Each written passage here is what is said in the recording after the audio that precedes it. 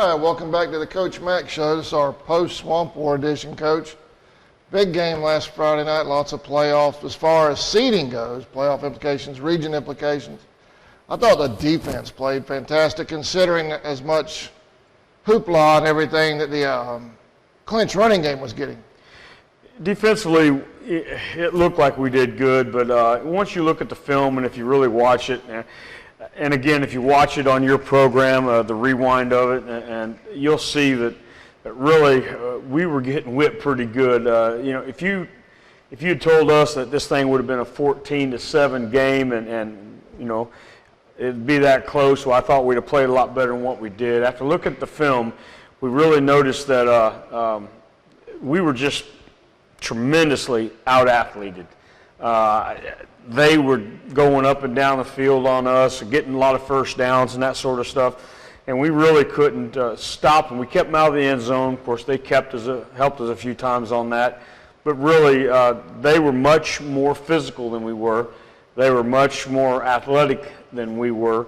For us to have a chance to win or for us to have a chance to be in the game is really surprising after you look at the film. If you look at the film and you knew nothing about the score, you would say that Clinch County must have won by at least 3 or 4 touchdowns or more, just the way they were physically whipping us on both sides of the ball everywhere. They are a tremendous football team. They only have, I believe, 5 seniors, possibly, maybe 8 seniors, and they only play a few of them guys. So you look at Clinch County, I really feel like they have a chance to win it all this year. I'd be actually a little bit surprised if anybody can beat them from this point on. And you look at them in the future with the young players they have, it might be tough to beat them even down the road. They have probably one of the top freshmen in the country in number 7. He'd been out for 6 weeks, came back against us just for a few plays. But the kid's outstanding, and he's going to definitely be a big-time Division I player, and he's a kid that I haven't seen a freshman look like that maybe ever. He's the best-looking freshman I maybe have ever seen. And then they have some other players, some sophomores and juniors who are definitely Division I kids, several tall kids, rangy, great speed. This football team they have is really incredible, and like I said, I'll be surprised if anybody can beat them from here on, and I really would be surprised if they aren't in the hunt for it again next year. And that's the thing that concerned us, Sunday when we had our coaches meeting. How do we answer these guys in the future? I mean, how do we line up against these guys in the future? And that's something that's really concerning us, is just the fact that they're so athletic. Mm-hmm. You can do only so much with your kids. You can have them lift weights, but you can't change the fact that they're not very tall or not very fast. And so that's something that we're concerned about the future of how do we match up with them down the road next year. So, but Clinch County's an absolutely outstanding football team. Just some stats, we really didn't have a lot of stats to speak of. AJ caught it 3 balls for 36 yards. I thought he caught the ball well. And Jimmy really, he threw a couple really good passes, but we threw also 2 interceptions. Andrew Lee had 20 carries for 101 yards, so we really, that's not really the kind of stats that we need. We only had 4 penalties, but let me tell you something about our penalties. We had 4 penalties for 35 yards. One of them, if you actually look at where the ball ended up and was brought back to, the opening kickoff was a touchdown. Penalty was on it, so you lose the 6 points, plus it's brought back about 70 yards, so really that's a 6-point, 70-yard penalty. On that. I wanted to ask you about the opening kickoff. What was the call on that? Because in the replay that we have, really not sure if it was. They really did not make it clear if it was holding or blocking the back. I asked them. I said, "Well, what was it? And who was it?" And they really couldn't answer either one of those. On film, we put it up on the big screen in the team room, and we watched it, and we have a great view of it, and we're really looking for what the penalty was, and just really don't see it. And then don't take it that we're making excuses or crying about it. It happens. We really don't see the penalty, what it is. We looked for it, and even And one thing that's bothersome is I think the official, any official that's judging from here at the point and then on down where the ball is at, throws a flag backwards is disturbing. I always hate to see flags thrown backwards in a play when a play is going down the field, and that's what happened. You see the official looks at the ball carrier and then throws the flag backwards. And to me, that's just not good officiating whenever you throw the flag back way behind a play of something that number one, we can't find. Number two, it has nothing to do with the play. And then on AJ's touchdown catch that got called back, that was a mistake. We had a wide receiver. Actually, it's what we call our Z receiver, who has to be off the line of scrimmage. He always is. There's never a play or formation we have to where he's on the line of scrimmage, ever. And there hasn't been for the last 4 years. And for some reason, this particular play, our Z lines up right near the line of scrimmage, which covered up AJ, which made AJ an ineligible receiver. And we had a pass play called. Now, if it was a run play, it wouldn't have been a penalty. But it was a pass play, and the Z went out for a pass, and we got AJ for a touchdown, and it was called back because illegal formation, which was the case. It was an illegal formation, so that's what it was. Our kicking game, I thought that Bryant Sloan kicked the ball well, 34-yard average, which is, we've pretty much come to accept that for right now until we get better at kicking the ball. And then we punted the ball 3 times and did okay with that. We had 2 we had 2 field goal opportunities. Both of them were very makeable, which would have been 6 points, and we came up short on that. To beat Clinch County, everything's got to go right. Every one of your scores have got to count. Your field goals have got to count. You've got to have breaks come your way to even have a chance. And again, after looking at the film, I was shocked that we only lost 14-7, to be quite honest with you, because Clinch County is a much, much better football team than we are. Much better football team. And I know they lost to Irwin County, but they are by far the best football team we faced this year. And looking ahead, I just don't know if there's anybody else in Class A that can beat those guys. I really would be shocked if it happened. It turned out to be more of a defensive battle than I thought it was going to be going in. I thought it'd be more of I wouldn't say a shootout, but in the high 20s or somewhere there. But both defenses were really knocking heads. It was a physical game, but a lot of that was brought to us more than us bringing it to them. You look at the plays. There's some plays where the officials would blow the whistle, stop the play, because we had the running back stopped, but we didn't have him on the ground. I mean, the whistle should have been blown. There's nothing wrong with that. But the thing is that guy was so strong and so much better of an athlete than us, better football player than us, we couldn't get him on the ground. We just had everybody around him, hold him, and stopped his momentum, and the official would blow the whistle and stop the play. So, you look at it on film, and if you look at it, objectively, I know Charlton County fans, you look at it, first thing you say, well, we should have won, but then you really look at it and you're thinking, we really did get whipped. And we were getting whipped everywhere on the field. And Clinch County is a much, much better football team than we are. But again, our kids played hard. I don't want to take anything away from how our kids played. They played hard, and they played like we wanted them to play, as hard as they could for as long as they could. I don't want to take that away from our kids. I ain't mean to be negative about our kids. What I'm saying is those guys are very, very good, very physical, big, strong, tall, fast, all those things that it takes to be a great football team, and they are a great football team. But I'm proud of the way our kids played hard. Our kids played with tremendous sportsmanship. Both sides did. People talk all week about the hatred. This is a hate game and all this stuff, but to me that's kind of funny, because our kids know their kids, and I know their coaches, and that's the furthest from the truth. There is no hate. I admire them. I admire their players, how athletic they are, and I admire their coaches of how good a job they do. And it has nothing to do with hate. We'd love to beat them, because anybody, you always want to try to win, but again, Clinch County was just a fantastic football team, and we can consider ourselves fortunate to be as close as we were. I know later on in the show we're going to talk about possible playoff scenarios. I know Glenn Hughes put a thing up on his Facebook page this weekend, and I'm still confused. But there's all kind of combinations. But before we do that, Coach, on the defensive side of the ball, everything was right there up front. I mean, right in the middle, what you expected that, with their run. Who stood out Friday night as far as on the defensive side with the tackles? Bryant Sloan, Toby, Michael? Well, really, you can look at tackles, and a guy can get a lot of tackles, but it's where he's getting the tackles at.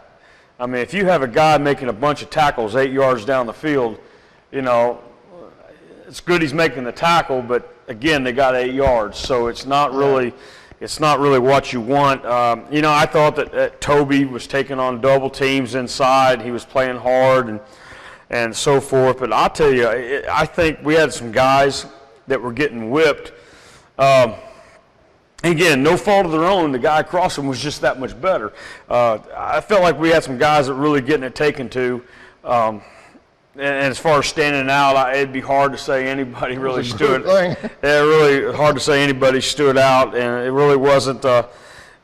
We were just fortunate. We were able to stop the plays. See, when you look at Clinch County in their films or other games, some of these plays that were going for 4 and 5 and 8, 9, 10 yards against us was going for touchdowns. So I guess I guess if you look at it like that, our kids did rally to the ball. We had a lot of kids get to the ball. But again, it was only after they had gotten enough for the first down, it seemed like. So, but again, we were able to keep them out of the end zone several times, but we weren't able to stop them like we needed to. All right, Coach. Before we get into the next segment with the senior spotlight, which we're going to spotlight all the seniors, I think, tonight, correct? Mm-hmm. It's a good group, big group. Let's go into our general, what I thought would be like a general playoff discussion with the way the thing went Friday night. And then coming up, I guess, obviously, Irwin and Turner. That outcome is really going to affect how everybody falls. Yeah, well, we're out of the region championship picture. So we really, of course, we have interest to how Clinch and Telfair and Turner and Irwin turns out. But I think we're pretty much locked in to where I think we're going to be. I think we're going to be anywhere as far down as 7, maybe anywhere as high as 6 or 5, maybe probably somewhere in there, 7 or 6, somewhere in that general category. Which gives us a home game. First round right here in our place, which is good, which I guess is really all you can hope to ask for when you're not region champion. If you're region champions, you're going to get 2 games at home. If you're not region champions, you're lucky to get 1. So we're lucky to get 1 right here. And that'll be 2 weeks after this Friday we would play. And impossible opponents, it could be a lot of different people, but what I'm getting from other people, and I haven't figured this out on my own because I'm not smart enough to do that. This thing is some serious mathematical work going on here to figure this stuff out. I think it could be Dooley County, it could be Tryon, which is up there, I believe, around Rome, that area, or Mount Zion out of Carrollton, Mount Zion out of Carroll County, which would also be way up northwest up there. So better us staying here than having to go there, which we're happy about that. But I'm thinking it's probably going to be one of those 3 right there.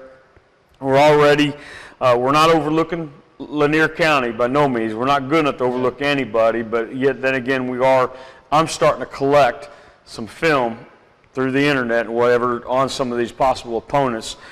So whenever we're done Friday night, we can go ahead and jump right into it. Now, if we were to lose Friday night, we would definitely be on the road. We'd still be in the playoffs, but we would probably then be looking at traveling somewhere, who knows where. But again, I think first round we should be right here, and I think it should be one of those 3 opponents, maybe. Yeah. I know that speaks to the strength of region, too. I mean, we're talking about possibly 5 teams. With Telfair, I think there's a little bit of talk of them getting in at 5 and 5, possibly. Yeah.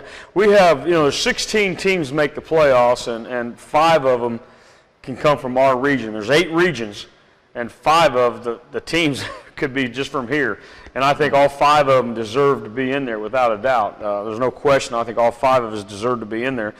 So, and I hope Turner makes it. Turner's been right there at the door the last few years, just barely getting squeezed out.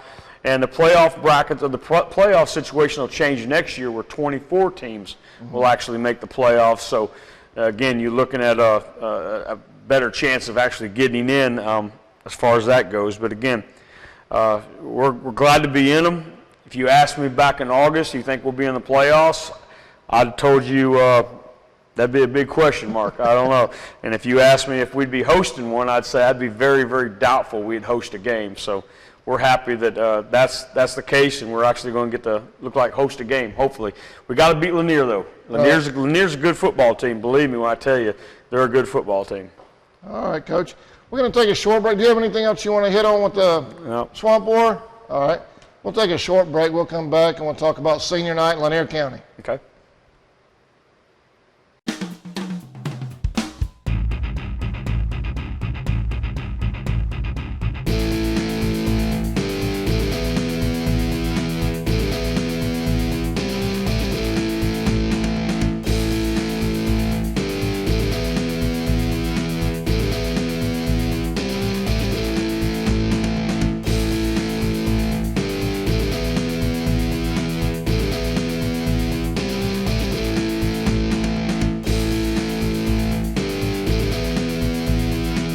All right, welcome back to the Coach Mack Show. Coach, our big senior night, Friday night, we usually have a single senior we pull out, but with it being senior night, we're going to do the whole crew. That's right. You know, senior night this year, I believe, if I understand right, with the band, the cheerleaders, the softball girls, and the football players all on the field, I was told there might be 44 student athletes on the field for senior night this year, which means senior night may start sometime around 4:30, 5 o'clock. I'm not sure, but it's gonna be a big crowd of them and so forth. But and they're hoping to get going. I believe at 6:45. 45 minutes before kickoff and so forth. And what I'd love to see a bunch of people here to really send the seniors off early and that sort of thing. Now, when I was in high school and when I was in college, they would call this particular game, your last home game, they wouldn't call it senior night, they would call it parents' night. And which I thought was really interesting because, and that's how I've always thought of it, is gave you a chance as a senior to have your parents recognized for all the hard work that they've done throughout your career, all the way from the little leagues and the rec leagues all the way through to high school, the price that they've paid. And so tonight, or that night, senior night, what I'm looking forward to that is I tell my players, I said, listen, yeah, this is your night, it's senior night, but this is just as much, if not more, a night for your parents to be on the field with you and for you to be recognized with your parents or with your guardian. And to me, that's what makes it really special, is that the parents are involved, and that's what's great about this.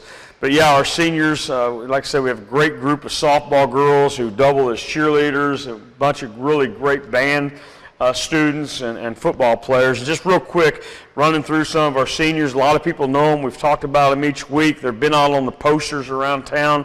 But just a great group of kids. Just Isaac, and they're kids, I think, that down the road you're going to see them graduating from college. You're going to see them doing really great things with their lives, and especially the first one. You talk about Isaac Gillis, who's a wide receiver, just an incredible student, almost a 4.0 student. We have Andrew Lee, been a great running back for us for several years, always since his freshman year. Jimmy Nettles, who came up through the program and really used the weight room and B-team football to get himself to the point where he's our starting quarterback. Brad Milton, again, another program kid who's been with us all along, plays a lot of positions on defense, defensive back and linebacker. Dalton Mazzell. Now, Dalton Mazzell is a kid that you're going to see great effort plays from. Early in the year, he's the guy that runs all the way across the field on long runs and makes tackles right before the goal line, and he had another one, I believe, Friday night. Omar Lewis, he's a guy that came to us, I believe, as a sophomore, grandmother brought him in and said, we need to do something about this kid. And I'll tell you, Omar's just been an awesome, awesome young man in our school system. Everybody, teachers, everybody loves Omar. AC James, AC's a kid that, he's not a big guy, but you look out there and you look around the ball on defense, you're going to see number 30, AC James. Caleb Hodges, an offensive lineman who worked along all the way to the point where senior year, he really worked through the weight program and so forth, and through B-team football to where he's now a starter at right offensive guard. Thomas Aiken is somebody that's new to our program, has been in our school, and really got bigger towards the end of his high school days and wanted to give football a try, and we're glad he's out there with us. Tion Burrows, he's a guy that I think right now the college is maybe overlooking Tion Burrows. Tion, I think, is a kid that can play some college football at a nice level, and another one of those kids that teachers and people at the school just absolutely love. I do not remember one day in his 4 years with us that I've ever heard a negative thing said about Tion Burrows, ever. In school, outside of school, ever. Just he's one of those kind of guys where he's just a great, great kid. And his mama, I'll tell you, she's a lucky lady because AD is his brother, and AD was just like him, perfect kid, and he got a younger brother, big old kid, and I tell you, that's some really good kids right there. Andrew Chester. Andrew has been in our football program, our baseball program, also wrestled younger on, and Andrew, it's really a family affair with him. His younger brother plays football. Tyler is a freshman quarterback for us, and Andrew's family's been involved with the quarterback club, especially Joe Lester and Miss Donnie have done tremendous things for our quarterback club. Without them, our program wouldn't be where it is today without their support. But Andrew is a good high school offensive lineman, really gets after people. Michael Dasher is one of the best. I've been real fortunate, Charlton County, to have some great defensive linemen. I've had defensive linemen play in the NFL that came out of here. Now, thing about Michael is he's not a real tall kid, but he's a big guy, and he's extremely strong and powerful. And I'll tell you what, he's a kid that next week when I go to the all-region meeting, I'm going to nominate this guy for Region Player of the Year. Yeah. And if he don't get that, I'm going to nominate him for Defensive Player of the Year. And they're going to have to just tell me no. They're going to have to tell me to sit down, because I'll tell you what, this kid right here deserves everything he can get with what he's went through with his leg and his health and that sort of thing, playing without an ACL and playing other health problems and really sticking with it. And he deserves anything and everything he can get. He's a wonderful, wonderful kid. Ralph McCormick, a lot like Caleb. Ralph's been in our program from the very beginning, and Ralph came up through it and played the B-team level, and now as a senior, he's a starting right offensive tackle and has done a great job for us. And another kid, I was lucky or unlucky, I don't know which, not to have a son, but I tell you, there's a few kids on here we've talked about that it would be an honor to have a son like them. And this last one is another one, Tyree Gibson. Tyree is an incredible young man. You look on the field on Fridays, you're not probably going to see him out there very much. He's on our kickoff coverage team. This Friday, I told the coaches, I said, my number one goal after us trying to win this football game is to make sure that Tyree Gibson's on the field as much as we can, because Tyree is just an extremely likable, extremely dependable, great student, just a wonderful kid. And of course, I know his family is very, very proud of the young man that he's turned out to be. And again, he's going to be somebody who's going to do great things down the road. But yeah, we have some really, really great kids in this group. Really great kids who are playing some good football, that have played a lot of good football, and have been a part of a lot of Charlton County victories around here. And it's going to be tough, but it is senior night. But I think that also we mentioned who? Junior. Thank goodness. We're being told don't forget 22, but thank goodness 22 is a junior.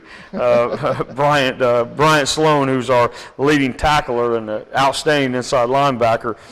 But I think things work out. We have a senior night, and in 2 weeks we'll have another home game that they get to play. So it's not over for them out here, but again, it's been a real pleasure to be around these guys and to watch them come from those little old freshman kids, you know, that like Jimmy Nettles. You look at Jimmy and like, I don't think this guy, you didn't even hardly know who the kid was. He's just a little guy.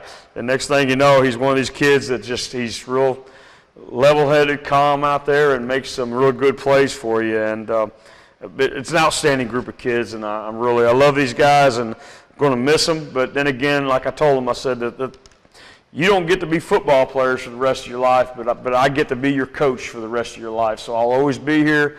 Hey, if I can ever help you, I'm always here for you. And if you're ever around, come by and always see me.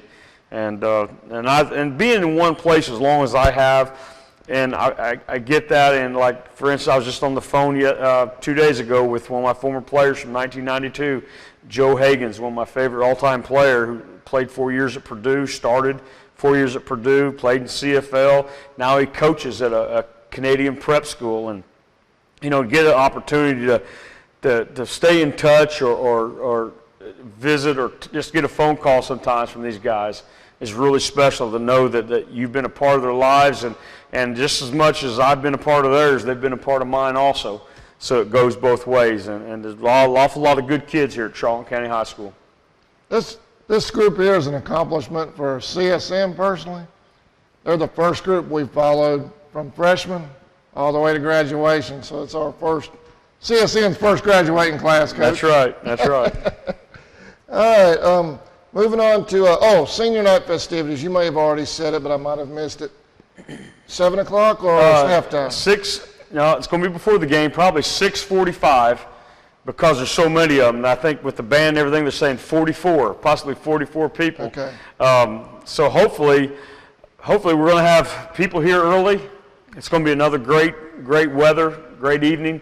Hopefully we'll get a bunch of people in the stands to really, give these guys a good round of applause and so forth, and that sort of thing. But hopefully they'll be here. Hopefully the crowd will be here. But again, it's probably going to start at 6:45, the way it's looking right now. And so it's going to be a big crowd of them, and it's going to be I know it's special because I've been able to do it as a parent with my daughter Darby for softball, and then again over here for cheerleading and softball, and it's special. You'll get to experience it in 2 years. In 2 years, you'll get to experience it. So it's pretty special, that senior night. It's different. It just, everything about the night is different, and it's great, but yet it's sad all at the same time. So it's hopefully we'll have a great game. Hopefully have a great pregame with the senior night, and hopefully against Lanier we play great and things go our way, and we're able to move on to the playoffs. All right, Coach.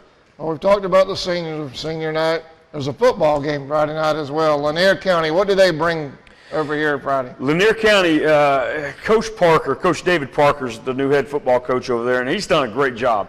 When you watch them on film, you see a very, very well-coached football team. And you also see some really nice athletes. They've got big kids that can run. They even got big 250-pound kids in the backfield running the football sometimes. and they throw it. They're not shy about throwing it, and they will run the ball everywhere and play strong on defense. I'll tell you now, if we play our very best, we got a chance to beat them. I mean, but we got to play our best. If we play anything less than our best, we can lose to these guys. They are good enough to beat us. And the thing I told the players today, we can't feel like we're good enough just to step on the field and announce that we're here and expect to win. We've got to actually show up, and we've got to actually play for a chance to win. You get all facets of the game working Friday night, passing, right, defense, special teams, the whole thing. Everything. You almost think of a game like this as sort of a trap game going in the playoffs, but see, the boys, I'm sure you'll have the boys focused. Well, it can be, and I think our guys looking at film today, we showed them the film, and our guys were really impressed with Lanier County. Like I said, Coach Parker has got them coached up. This is their last game. They're not going to get to go to the playoffs. This is their game. This is the last time they get to play this year. So I know they're going to come out here. We anticipate trick plays. We anticipate things we hadn't seen before, and we anticipate them playing as hard as they can play against us. So if our kids between now and Friday don't get in big game mode, it could be a difficult night for us. So our job, and again tonight, I was real happy with my coaches tonight. We pushed them hard tonight. We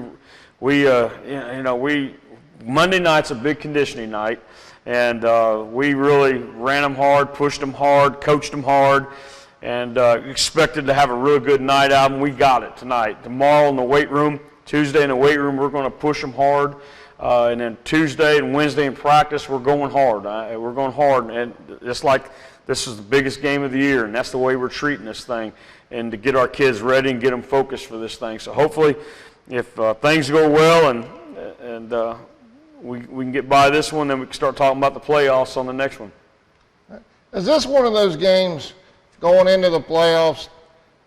Do you hold back a little bit with your starters, or do you just play them full tilt as usual? No, we first of all, we're not deep enough to do that. We don't have, like, you look at our 3 defensive linemen, their backups are 3 freshmen. So we don't have like a group of seniors, group of juniors, there's a big drop-off. There's a big drop-off everywhere on our football team. We cannot go into this thing and say, because it's a must-win. This right here is more of a must-win than anything we can, any other idea we could have as far as trying to do something like that. If we come up short on this thing, we're loading up and we're traveling. We may be going across this state somewhere. Yeah. This thing's that big. We got to take care of business. We got to get the job done here in order for us to stay here. And that's what we want. We don't want to be driving all over the state of Georgia playing football, at least in the first round. We want to try to stay right here, play at home. Win or lose, at least we're home. And this thing's big. Now, we're not going to look at resting anybody. We're going to go as hard as we can.